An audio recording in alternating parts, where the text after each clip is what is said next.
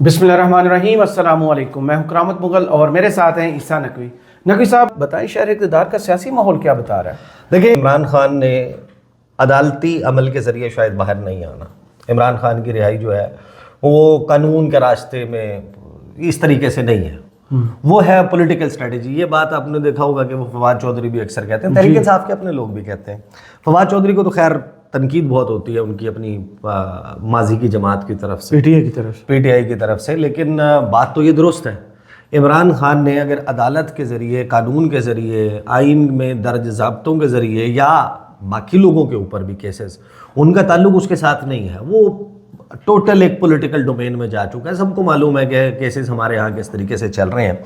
उस पर राना सनाउल्लाह साहब ने जो बात की है ना, वो उस शख्स के मुंह से आने वाली बात बड़ी हैरान कुन है। यानी आपको तो उन मुकदमात का जो इमरान खान के खिलाफ कायम किए गए हैं, आपको तो उनका डट के दिफा करना चाहिए। सही। यानी from like journalistic point of view आप देखें कि तहरीक इंसाफ कहती है कि ये मुकदमे झूठे हैं, सही, ये बेबुनियाद हैं, ये सियासी नौयत के हैं, ये बाजू मरोड़ने के लिए बनाए गए हैं। इमरान खान 2022 तक जिसके खिलाफ कोई फौजदारी मुकदमा नहीं था, उसकी अपनी पूरी ज़िंदगी में कोई क्रिमिनल केस नहीं था, उसके ऊपर सेंचुरी हुई मुकदमों की, फिर डबल सेंचुरी हुई मुकदमों की, कोई 250 मुकदमात चले गए। वो ये बात कहते हैं, उनका पॉइंट ऑफ व्यू समझ में आता है। सही।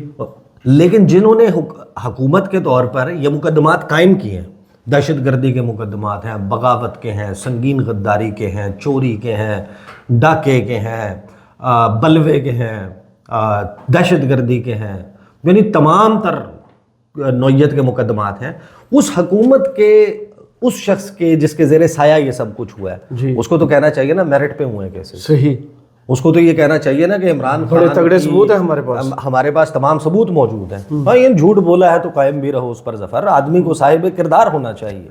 सही। तो आपको तो साहिब किरदार होना चाहिए। आप तो कहें कि ये मुकदमात, और इमरान खान ये डिसाइड कर लेना कि इमरान खान या तो दहशत गर्द है या नहीं। सही।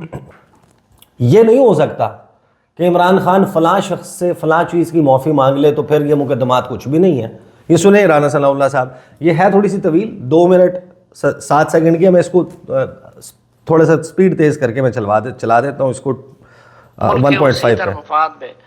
उनको निकाला जा सकता है, जेल से रिहाई दिलवाई जा सकती है। नहीं, देखें, अब अगर उन्होंने जो है वो 9 मई के ऊपर, अब देखें ना, ये मेरे अल्फाज तो नहीं है ना, ये तो DGISPR के अल्फाज हैं कि 9 मई के वाक़यात के ऊपर सच्चे दिल से माजरत करें और फिर उसके बाद आगे बात करें, तो कर लें। अगर रिहाई मुमकिन है, अगर बात करनी है तो कर लें।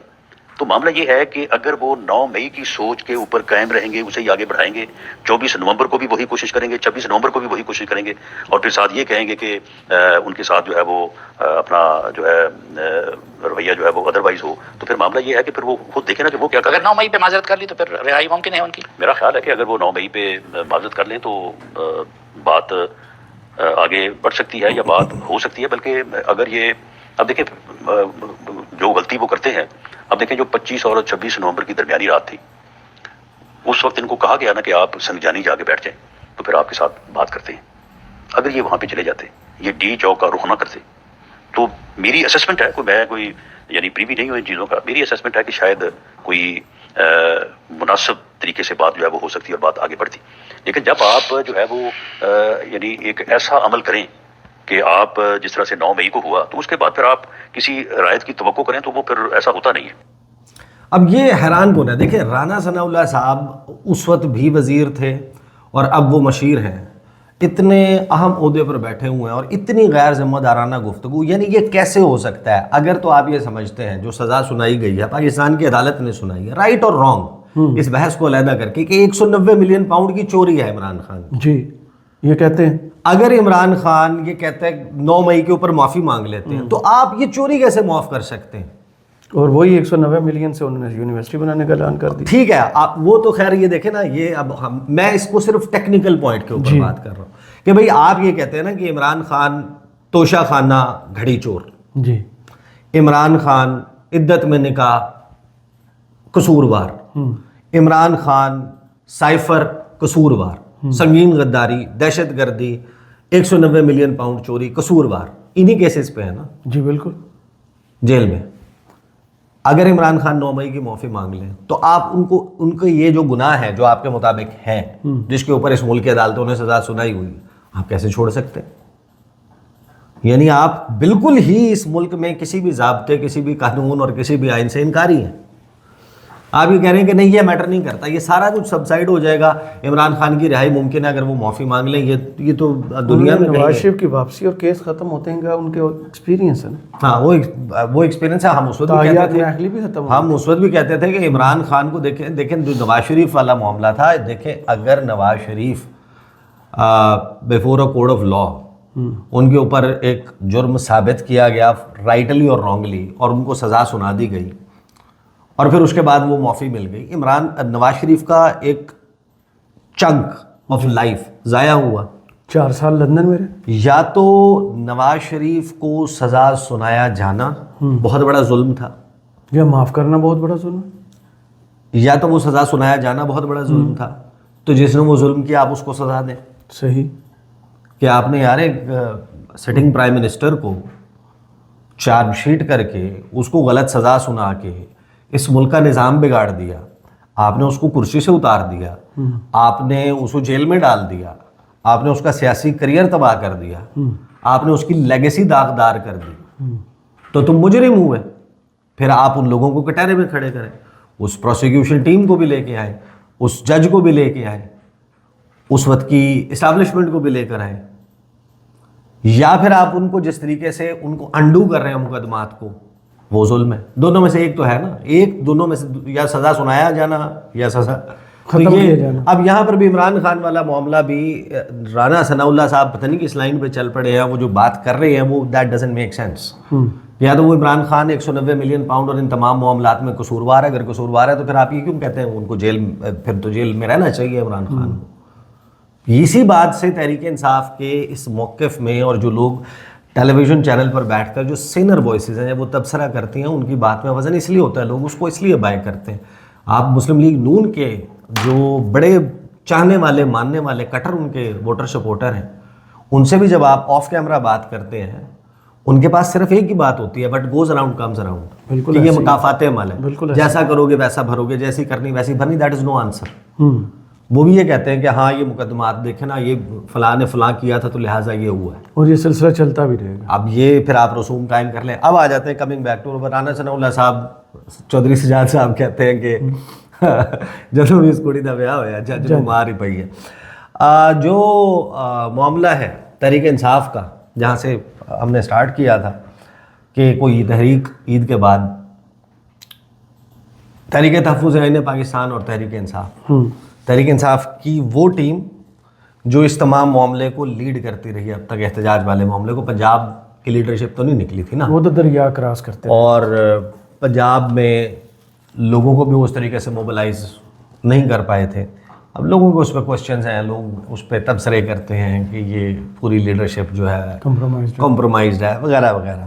اس سے ہٹ کے میں آپ کو اپنی فیل بتا دیتا ہوں ان دونوں افطار ڈنرز میں جہاں پر ٹوٹل احتجاج کرنے والے ممکنہ طور پہ موجود تھے, مائنس مولانا فضل الرحمان. صحیح, ان کی جماعت کی نمائندگی نہیں تھی, وہ جو تحریک تحفظ آئین پاکستان کا افطار تھا, اور پھر خیبر پختونخوا تحریک انصاف اور مرکزی لیڈرشپ ان دونوں جگہ پر موجود تھی. ان کی آپس میں لاگت بازی جیسے کہتے ہیں, ایک دوسرے کے ساتھ بھی سبقت لے جانا, ٹانگ کھینچنا, گروپنگ, یہ سارا کچھ موجود ہے, کوئی کوہرنس نہیں ہے. اور ابھی جب ہم بات کر رہے ہیں 22واں روزہ شروع ہو چکا ہے, تو 22ویں روزے تک ایسی کوئی انڈیکیشن خاص طور پر ان دو جگہوں پر ان کی باڈی لینگویج میں, ان کی گفتگو میں شائبہ بھی نظر نہیں آتا کہ یہ وہ لوگ ہیں جنہوں نے شاید عید کے بعد کوئی تحریک چلانی ہے. اب کوئی شبدہ ہو جائے راتوں رات کہ یہ دو پل میں کیا ماجرا ہو گیا کہ جنگل کا جنگل ہرا ہو گیا. صحیح, کہ یہ لوگ جو کوئی اسٹریٹجی ایسی بنا رہے ہو جس کلیے کو محفوظ رکھا ہوا ہو, ایٹم بم کے فارمولے کو محفوظ رکھا ہوا ہو تو اور بات ہے. البتہ اس تمام گیدرنگ میں اور ادروائز وہ جو مصطفیٰ نواز کھوکھر صاحب کے ہاں ایک افطار ڈنر ہوا تھا, وہاں پر ہونے والی جو گفت و شنید ہے اور ادروائز ان کی میٹنگ کی، اس پہ میں کم از کم آپ کو آن دا بیسس آف انفارمیشن یہ بتا سکتا ہوں کہ تحریک انصاف اور تحریک تحفظ آئین پاکستان ابھی تک ڈائریکشن لیس ہیں. کچھ نئی کمیٹیاں بنا دی گئی ہیں، ان کی خاص ذمہ داری جو اسٹریٹجی کمیٹی بنائی گئی ہے وہ بھی آپ کے ایک بہت اچھے جاننے والے ہیں ان کو دی گئی ہے. اور ان کے درمیان جو تحریک کے تحفظ آئین پاکستان ہے، اس کی لیڈرشپ کے درمیان کوئی بدمزگی اور بد اعتمادی پیدا نہ ہو، اس کے لیے سجیشن یہ آئی ہے کہ تمام جو گروپس ہیں یا فیکشنز ہیں ان کا ایک ایک بندہ وہ اس کمیٹی میں ایک دوسرے کے ساتھ لیزون کریں گے کہ کیا ہم فلاں چیز کرنے لگے ہیں، اس پہ انفارمیشن جو ہے وہ ہو سکے. کیونکہ مولانا فضل الرحمان نے یہ شکوہ کیا تھا نا کہ مجھے تو رات تک نہیں پتا تھا کہ آپ رات 1 بجے تک تو آپ قومی سلامتی کمیٹی اجلاس میں جانے کو تیار بیٹھے تھے. جا رہے ہیں یا نہیں جا رہے، مجھے تو بعد میں پتہ چلا. اس کے بعد میرے لیے ایک آکورڈ سچویشن بن گئی. تو فی الحال اگر تو آپ تحریک ڈھونڈ رہے ہیں، تحریک نہیں ہے. رانا ثناء اللہ صاحب نے کہا کہ تحریک کے بغیر بھی عمران خان باہر آ سکتے ہیں. اس کا طریقہ ہے 9 مئی پہ معافی. یہ 9 مئی پہ معافی مانگ لیں تو عمران خان صدقے دل سے، ہاں صدقے دل سے معافی مانگے تو باہر آ جائیں گے. اب وہی وہ سوالات ہیں کہ جن لوگوں نے معافی مانگی تھی یا پریس کانفرنس کی تھی، یہ سنگین جرم ہے. اس دن جرم ہوا تھا، ہے نا، سرزد ہوا نا جرم. تو جو اس میں ذمہ دار ہے آپ اس کو پروف کریں اور اس کو سزا دیں. ایسے ہی ہونا چاہیے. بالکل صحیح. یعنی جو فاروق حبیب سے لے کے باقی مراد راس جن کو مرکزی ان میں قرار دیا گیا تھا، اتنی فون کالز اور یہ سارا کچھ ڈیٹا کی مدد سے بتایا گیا تھا، ان سمیت جتنے بھی لوگ ہیں، جن لوگوں نے ٹریس پاسنگ کی، جن لوگوں نے کراس اوور کیا، جن لوگوں نے آگ لگائی، جلاؤ گھراؤ کیا، جو کچھ بھی ہوا اس کے اوپر ایک شفاف اس کے سطح پروسیس کے تحت ان کو سزائیں ہونی چاہیے. ادروائز تو آپ سارے معاملے کو پھر پولیٹیسائز کر رہے ہیں، پھر لوگ اس میں پالیٹکس میں فائدہ بھی اٹھاتے ہیں. صحیح. بہت شکریہ عیسیٰ نقوی آپ کے تجزیہ کا. کمنٹس باکس میں ضرور بتائیے گا ویڈیو آپ کو کیسی لگی. اجازت دیجیے. اللہ حافظ.